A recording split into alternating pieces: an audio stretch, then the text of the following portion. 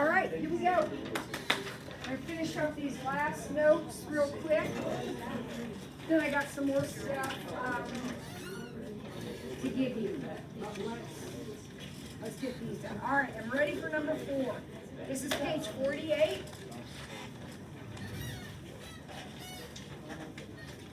And here we go.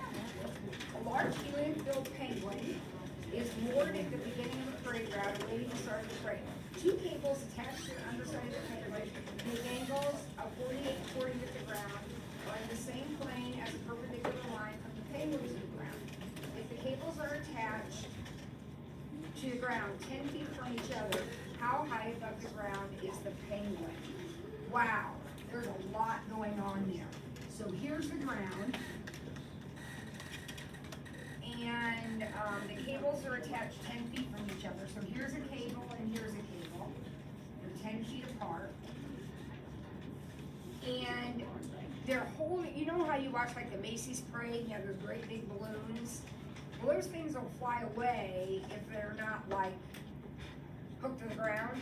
So we've got this big balloon here, and he's being held by a cable here and a cable here. That's what's going on in this picture, or in this situation. Okay? Now, they make angles of 48 degrees and 40 degrees with the ground. So there's a wire holding it up here and a wire holding it up here.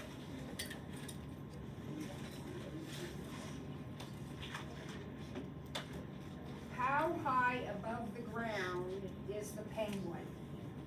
So this is the question. Would everybody agree with that? That that's the question? Yeah.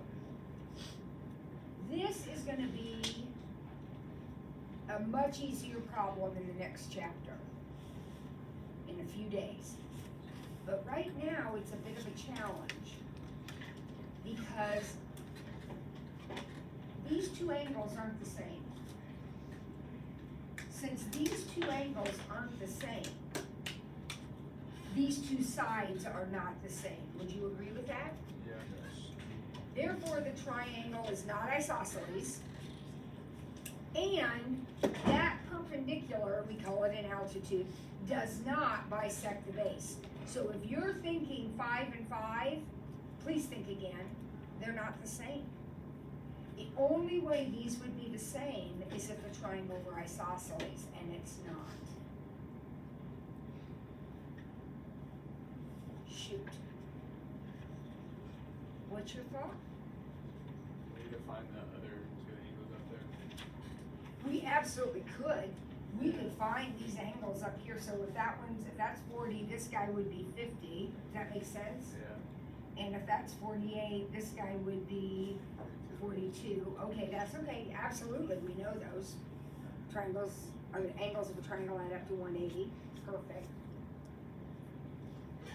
This is a tough problem. It's a tough problem. Here's what we're going to do. I don't know what either one of these pieces are, so I'm going to call this one right here A. That's this piece right here. What would this piece be then? And please don't say B. I mean, you could say B, but if the whole thing is 10, and this much of it is A, what's that right there? 10 minus A? So take a look at that. Does that make sense to you? Now, let's look at this triangle right here. Can I say tan 48 equals x over A? Now, I know I can't solve that, but is that a true statement? Is that an okay thing to say? And then over here, it would be tan 40 equals x over 10 minus A.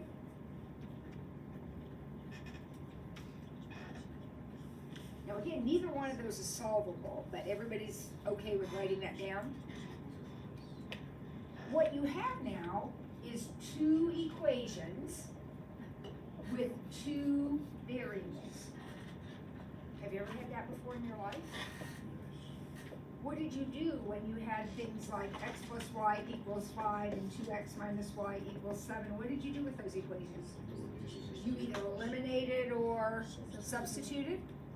So that's what we're going to do here. We're going to take these two equations, and I think I'm going to substitute because elimination is going to be a little harder. So I'm going to times by a here. So a tan 48 equals x. Stop me if you don't follow my arithmetic. All I'm doing here is some basic arithmetic. Is that good? Then over here, I'm going to have tan 40 times 10 minus a equal to x.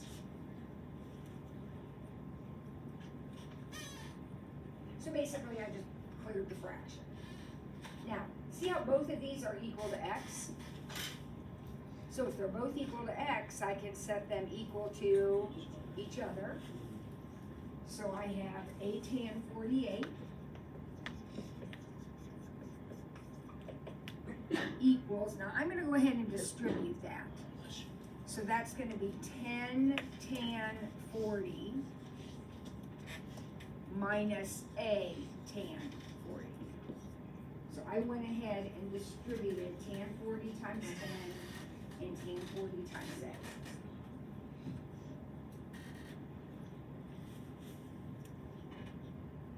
All right, make sure you're good with that.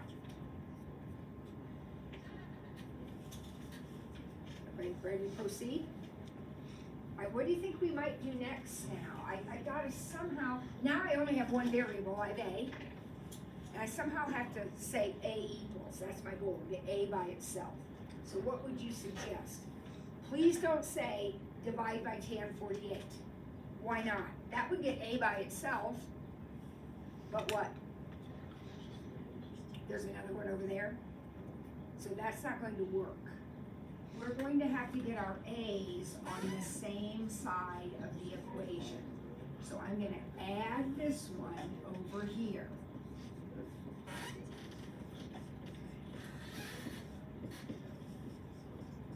Please don't just write this down. Make these steps make sense to you. I'm going to put both my a's on the same side of the equation. So there's an a and there's an a. So I'm going to add that one over here. Now they're both on the same side. Now since there's an a there and an a there, I'm going to take that a out. I'm going to factor it out. So what will I have? If I take out my a, I'm going to have tan 48 plus tan 40 .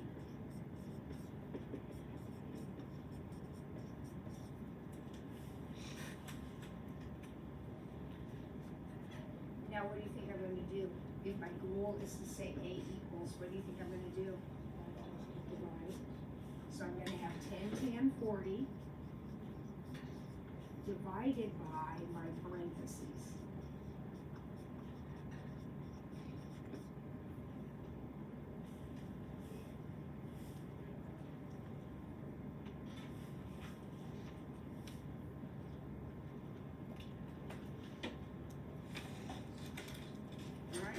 Make sure you're in degrees. I have no idea how you are. Be in degrees. When we're doing a division problem, these parentheses are necessary. Okay? Now, these are going to pop in, and that's fine. Make sure you close them. But you've got to type this one and this one. Okay? Those you're typing. Oh, and close the one after the 40 here. We've got to make sure that's closed. So 10 tan 40, close parentheses, divided by parentheses, tan 48, close that parentheses, plus tan 40, close both parentheses. Tell me what you got. 4.3037. So A worked out to be 4.3037.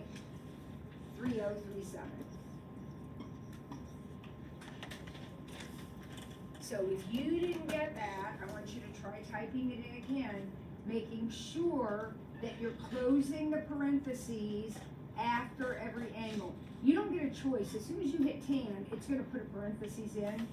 You need to physically close it each time. Is that the answer to the question?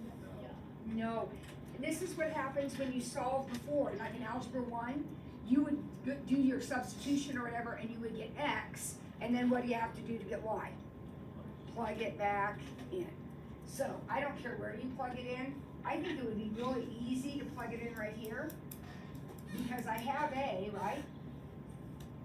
If I take A and multiply it by tan 48, will it give me X? Yeah. So I'm just gonna hit, A is on my calculator, I'm just gonna say times tan 48, and X is 4.78, where is it, feet? Yeah.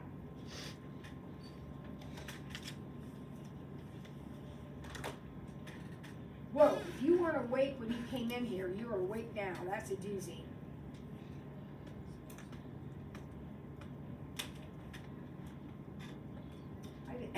I think the rest of them are a piece of cake compared to that one.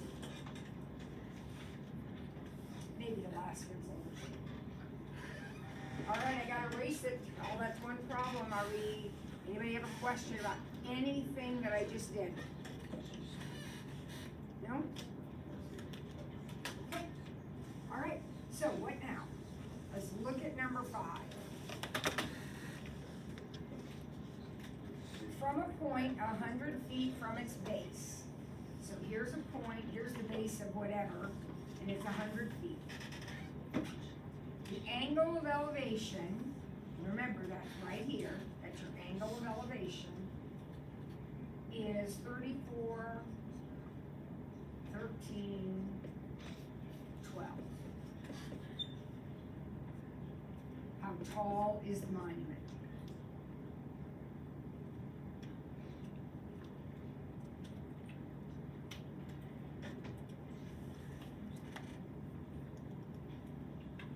Picture good. Okay, let's get an equation out of that. This is so easy compared to the last one. What's the equation that comes out of this? Tangent. Why are you choosing tangent? Opposite and adjacent. So tan 34, 13, 12 equals x over 100. We're solving for x. So we're just gonna multiply 100 times this thing. So good review, remembering how to type that in on my calculator. 100 tan 34 second angle degree 13 second angle minute, and then 12 alpha plus. Did you get 68.01?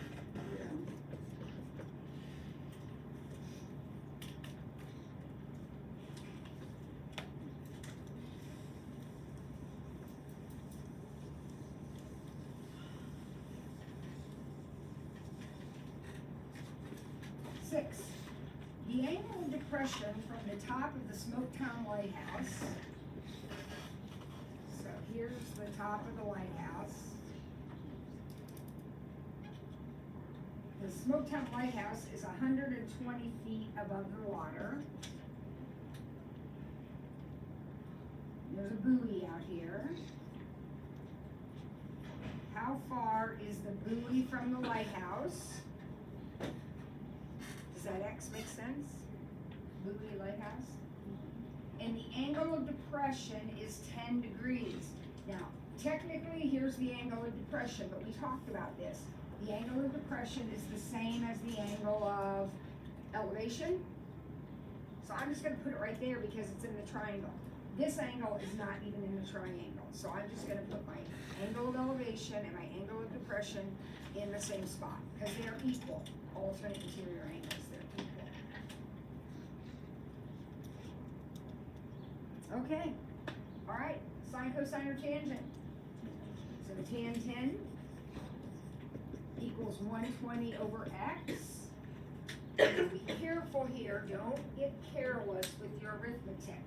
You know how over here we multiply by 100 to clear the fraction? We're gonna do the same thing. We're gonna multiply by x to clear the fraction. But I still have to get x by itself, so now I'm going to divide. So 120 divided by tan 10. I got 680.55 feet. What about you? Same? Good. Anybody have any question about these two? Pretty basic.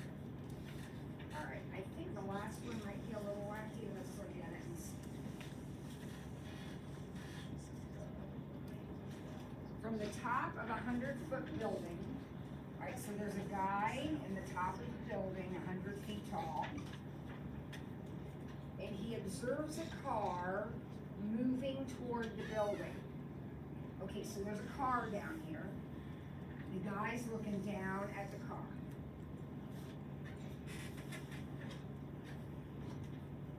The car is moving. So the first time he looks, the car's here.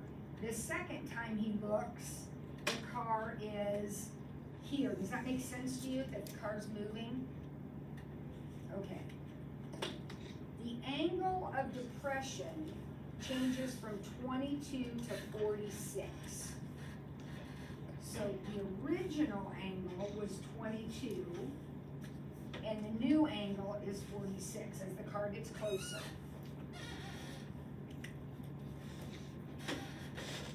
How far does the car travel? All right, so look at my picture, read the words. Does that setup make sense to you? Yeah. Does anybody have an idea? This one's gonna be way easier than the first one. I thought at first it was gonna be crazy. This one's gonna be a couple of steps, but it's going to be easier than what we did before. Anybody have a thought? Meg? Get the other two angles, like at the top. We definitely could get angles all over the place. To use that to like find the full bottom. Because then once you find those two angles at the top, you can add them together and find the whole like area, like the whole bottom Okay. part. I'll call it orange. And then actually, I don't even need the angles to do that because I have this one. So if this is gonna be orange, I'll call it Y, okay? I could say tan 22, I love the way you're thinking, tan 22 equals 100 over Y. Your idea would work also, it's just extra. I don't need to do that, I have my 22. So Meg is saying I'm looking at the whole triangle now. So Y is this whole orange thing. So the tangent of 22 is 100 over Y. Is that solvable? I can figure out Y. So Y tan 22 equals 100, and Y equals 100 over tan 22. So that is doable. Doesn't answer the question. 247.51. So the orange, 247.51 feet.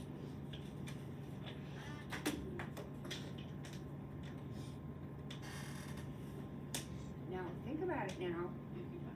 She knows the orange.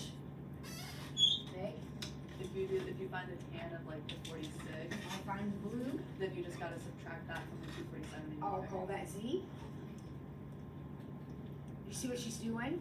She said, I got my big right triangle here, so I'm gonna find the bottom of the big right triangle. Then I'm gonna find the bottom of the little right triangle. And if I subtract orange minus blue, won't that give me my X? Right, so here we go. What's my blue equation? My blue equation will be tan 46 equals 100 over Z.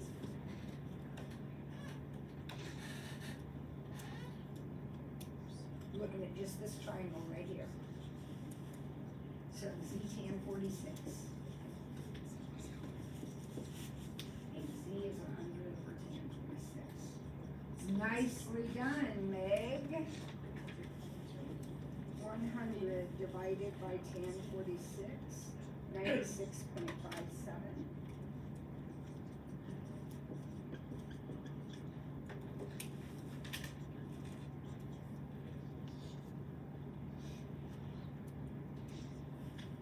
And this was our actual question.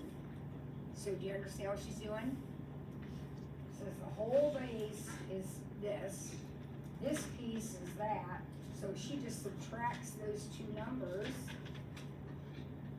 She's gonna have her answer.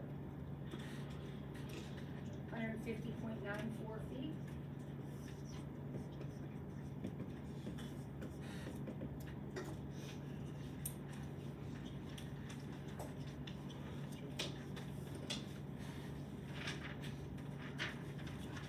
How are we doing with that, okay? Take a minute to digest that a second. I got some stuff to hand out, all kinds of stuff to hand out. All right, so I'm just gonna give you all this. While I'm handing this stuff out, I would like you to be working on this first thing I'm gonna give you, okay? The first thing, I'm gonna give you lots of things, but I want you all to start working on this right now with your partner and see what questions we have.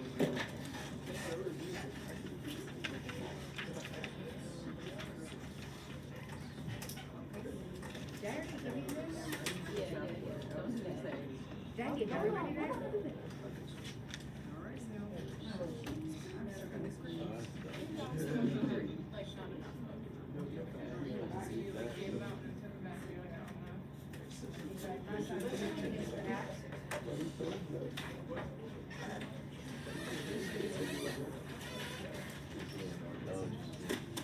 I apologize if I give you something twice. This I know you don't have, I just ran this off. All right, did I give everybody a paper that says pre-cal quiz 4-1 to 4-7, period 5 is tops? Everybody's got one? All right, I want you working on that right now while I hand out the rest of this stuff. Got a lot of stuff to hand out. Just make a pile of this other stuff. We're working on that first paper I handed out with your partner.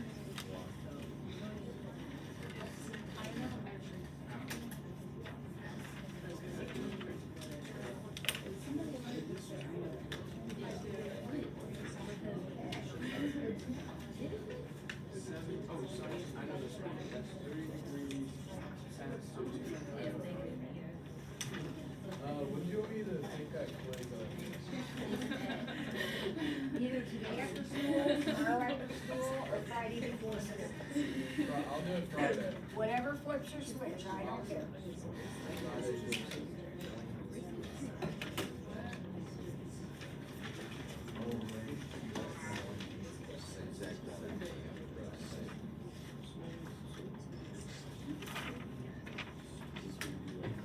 So when they're going west, we're not injured, what happened? It wasn't too bad. It was just like Fender bender? someone just came and they drove us to the west side stop and someone hit it.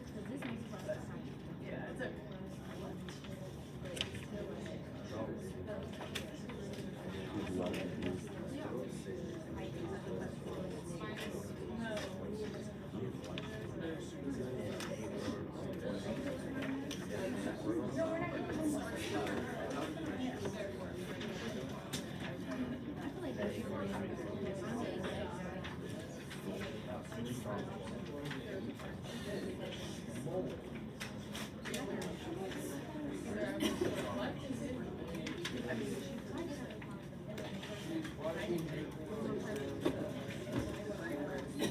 So I'm thinking, why?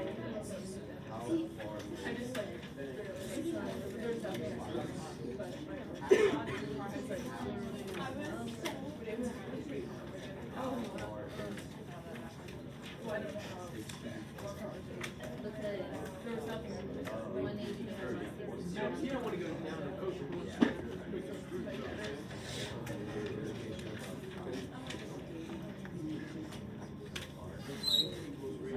it too. It's not like it was not pretty. Leave your phone here, hurry up.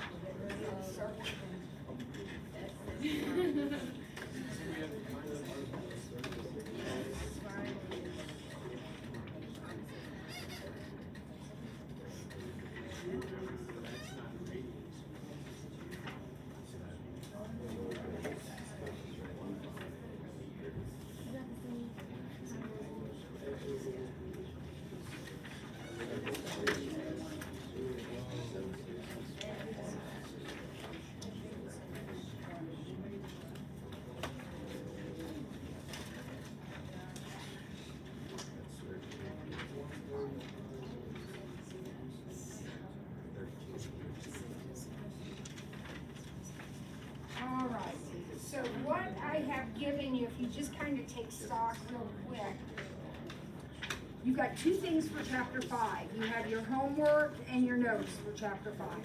Those obviously just need to be stashed away. Then you have 3 things for chapter 4. 3 little packets of review stuff for chapter 4. We are currently working on, actually it wasn't a packet, one was a packet, the other 2 are the sheets. We're currently working on the first one that I handed out. Right? Has anybody encountered a problem on this sheet that you are confused about? You don't remember how to do it, you don't have a clue, you don't think you're doing it right. Anybody find something on the first sheet I handed out? It has 2 sides.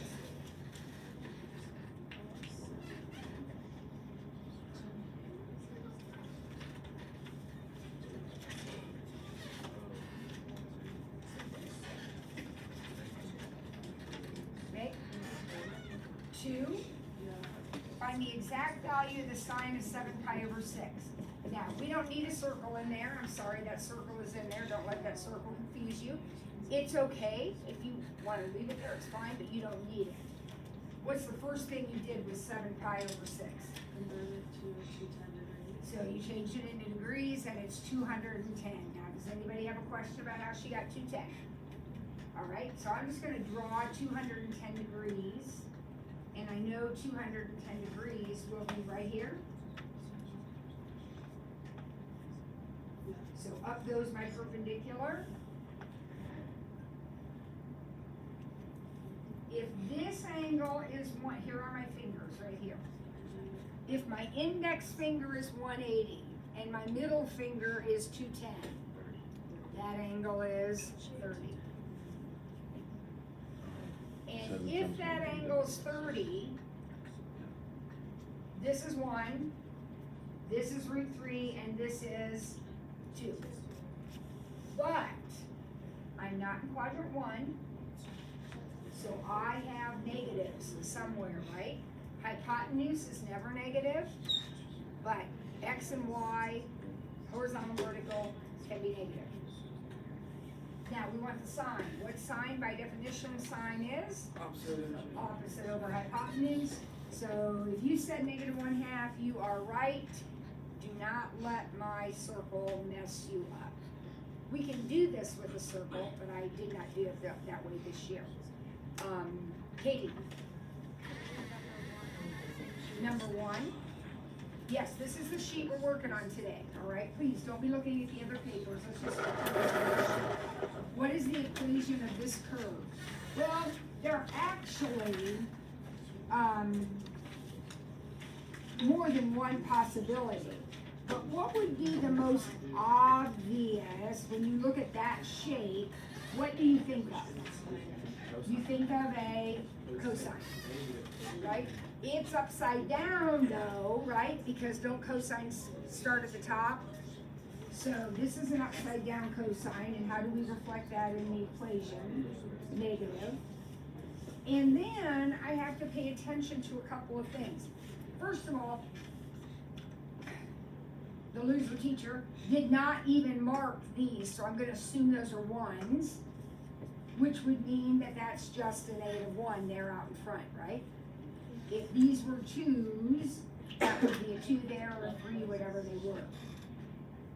there might be a number here. Remember, sometimes we have a number there, but there isn't in this case. Because what do you notice about these labels? They are the normal labels. They haven't been changed. If those numbers were changed, then we would have to figure out what number goes right there, because that's the number that changes these.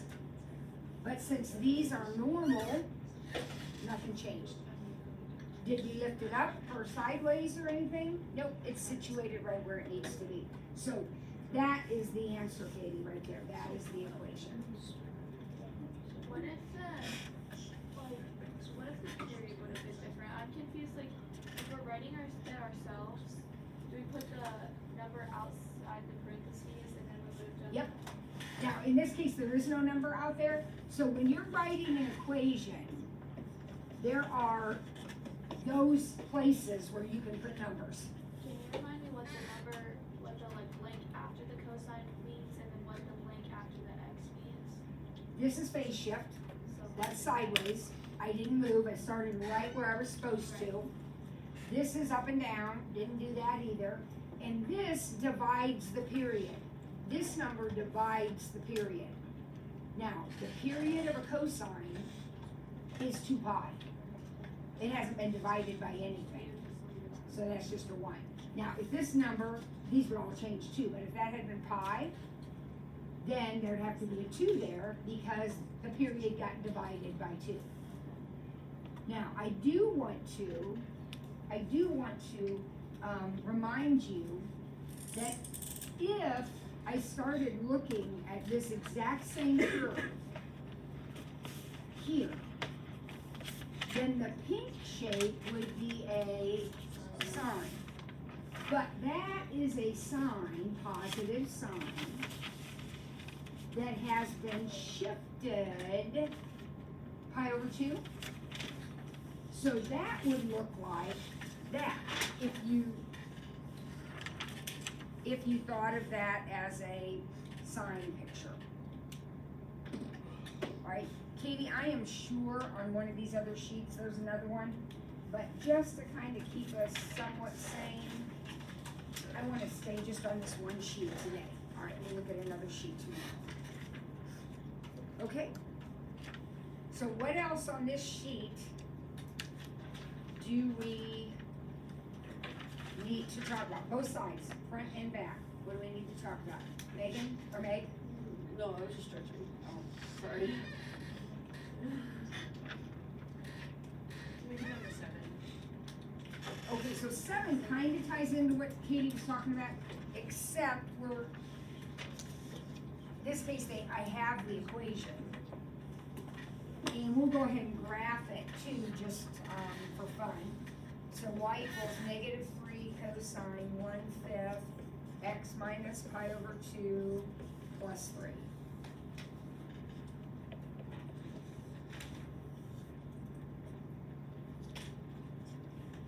All right. So this is another negative cosine. So whatever shape I ultimately end up with, it's going to look like that, right? Negative cosine. This one's a little different though, because it's the cosine is starting at pi over 2. It's negative. It has an amplitude of 3.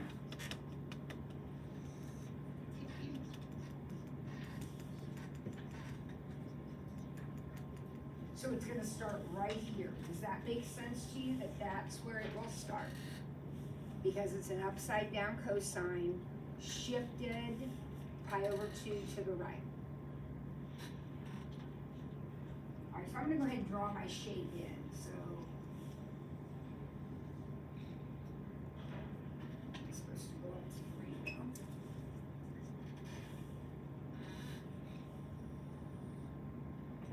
Okay, so here's my cosine. Now I realize I got a vertical shift. I'm waiting on that for a second.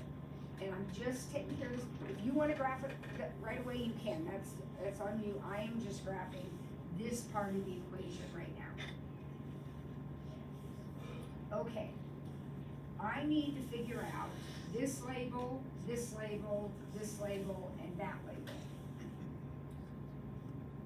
In order to do that, I need to know how long this curve is. That's called its period. I need to know what its period is. Now, in a perfect world, the period is 2 pi. But because of that, the period is going to be 2 pi divided by that number, which is 10 pi. So that means that I'm gonna end 10 pi after where I started. So isn't that, end right there, gonna be pi over 2 plus 10 pi? So pi over 2 plus 10 pi is pi over 2 plus 20 pi over 2, so 21 pi over 2.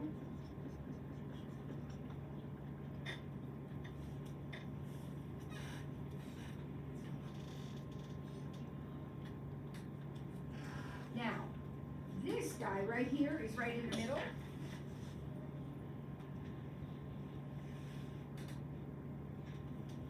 What is the average of 1 and 21? What is the average? 1 plus 21 is 22, and half of 22 is 11. So this is 11 pi over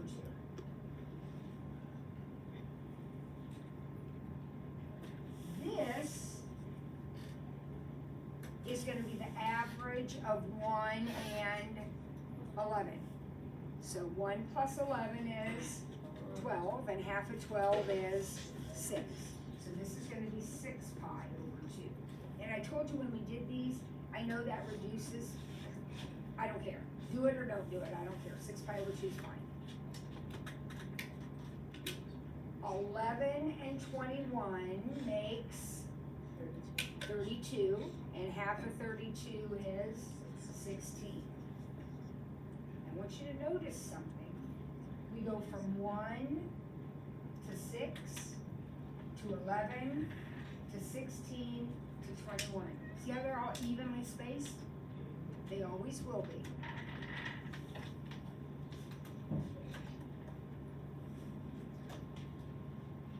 Now, I think I'm done except for that, right? So what I do, and again, you do not have to do it the way I do it, but what I do is I take each of these key points and pick it up 3. That's what that does, up 3. So this one's coming up to 0. This one's coming up to 3. This one's going all the way up to 6. 3 and 0. And then I'm ready to draw that in. Now, drawing that in does not change the amplitude of the picture. All it did was move your axis up to here. The height is still 3. Do you see that? So the amplitude is still 3. The period we figured out. The phase shift we did right at the beginning. That was pi over 2. The vertical shift was 3. And who remembers how we find frequency? Reciprocal of period. And when we put 1 over 10 pi, we're careful to keep that pi in the denominator. 1 over 10 Should pi. the frequencies what? Huh? Should the frequencies what? The reciprocal of the period. Oh yeah, All right. So, Katie, did that help clear up some of your other questions there, going through that? All right, who else found something on this page to do? Carol. 5. So this is solve this equation. This is a great question. I'm going to erase this. Are we good here? All right, so Kara says I got to solve this equation. Before I start, Kara, I'm going to take note of a couple of things here. I'm going to notice that my directions tell me that I am to get answers between 0 and 360. So basically what that means is, first of all, I'm in degrees, and my answers are gonna be all the way around. I mean, any angle in there, I can go all the way around the whole coordinate system. All right, now, I'm gonna solve this like a regular equation. So if this were just an x, not a cosine, wouldn't you subtract root 3 and divide by 2? So that's what I'm gonna do. So 2 cosine x equals negative root 3, and cosine x equals negative root 3 over 2. Is that all right with everybody? Now, that is not the answer. The answer is the angles that have a cosine of negative root 3 over 2. Okay? Step 1. Where is the cosine negative? Remember, you have to look all around here. Where is the cosine going to be a negative number? We start with that, negative cosine. Quadrant 2 is 1. Cosine is which letter? Well, it's adjacent over hypotenuse, but it's also x over r. X. Cosine is x. So on your coordinate plane, where is x negative? Quadrant 2 for sure, but also quadrant 3. Isn't x negative here also? Remember, you're finding all the x's, or all the angles all the way around that have a negative adjacent side. Here are your angles. So, this side is negative root 3, and the hypotenuse is 2. Does that make sense to everybody? Cosine? Which means this side is 1, or down here, negative 1. Which means how big is that angle right there? That's a 30-degree angle in both triangles. Those triangles are equal to each other, congruent.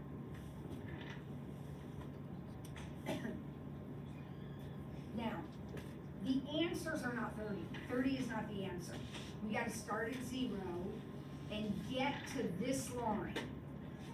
That brown line that makes a 30-degree angle with the 180 line, that is your angle right there.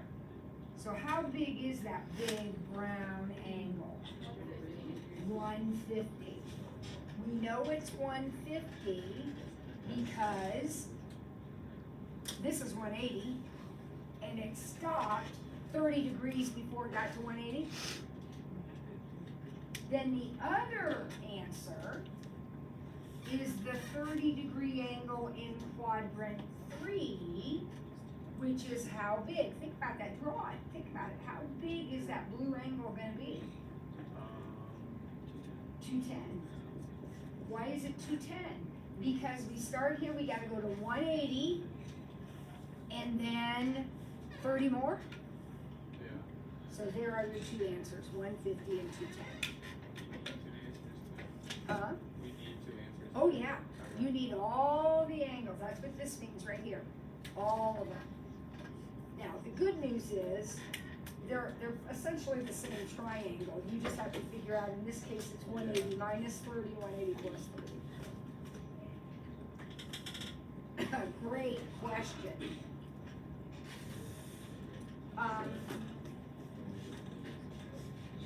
Let's look at 6. 6 is memorization, and I want to make sure you memorized your rules. First of all, what does that notation mean? When we write this, what does that mean? What am I looking for? An angle, right?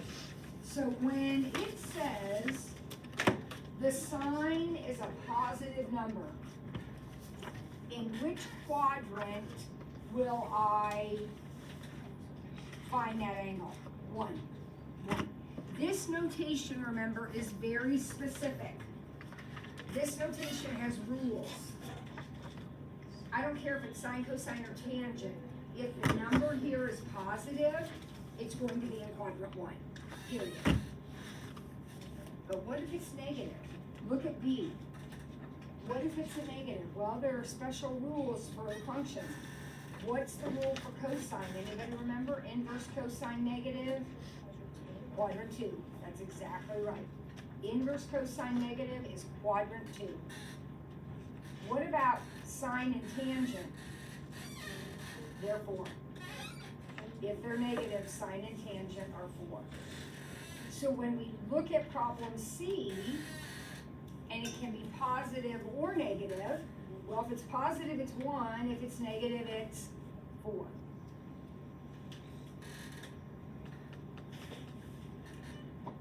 We'll have a little reference sheet, kind of like a mini purple sheet for our test, but that's not on it. You need to memorize that the inverse function, so that's what these are called, the inverse function, if the number is positive, now I don't care what that is, that can be anything, it's quadrant 1. If that number is negative, cosine is in 2, sine and tangent are in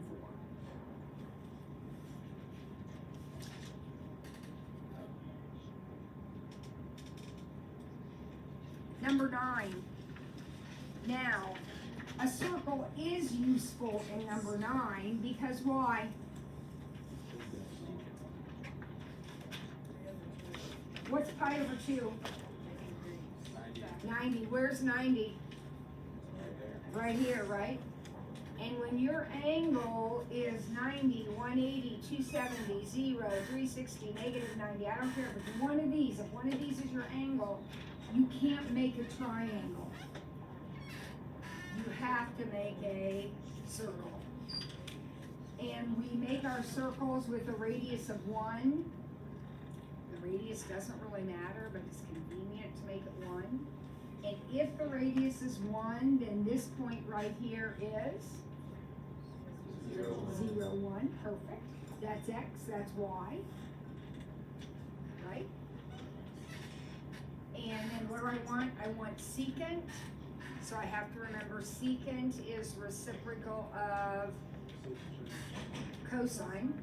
So cosine is a can't use that definition. What's cosine, the other definition? X over r.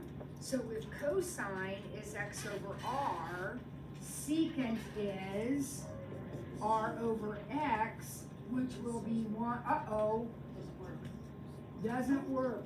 So we either write undefined, no answer, does not exist, or some other way of saying it doesn't work. Can't do it. All right, one more. I'm gonna do one more problem. What shall we do? Which one? 3. When they took this, it was a no calculator quiz, so that's why I had them not solve. With a calculator, you can solve this easily. Let's draw the picture. A squirrel is sitting in the top of a tree. Here's our squirrel in the top of a 28-foot tree. He is watching an acorn on the ground. If the squirrel's angle of depression is 23 degrees, technically the angle of depression's up here, but I put it there. How far is the squirrel from the acorn? Where does the X go? Hypotenuse. Where's the squirrel? Where's the acorn? How far apart are they? What's my equation? Sine 23 equals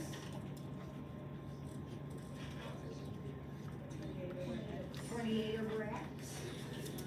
So I'll multiply by x and divide by sine 23. 28 divided by sine 23. Did you get 71.66 feet?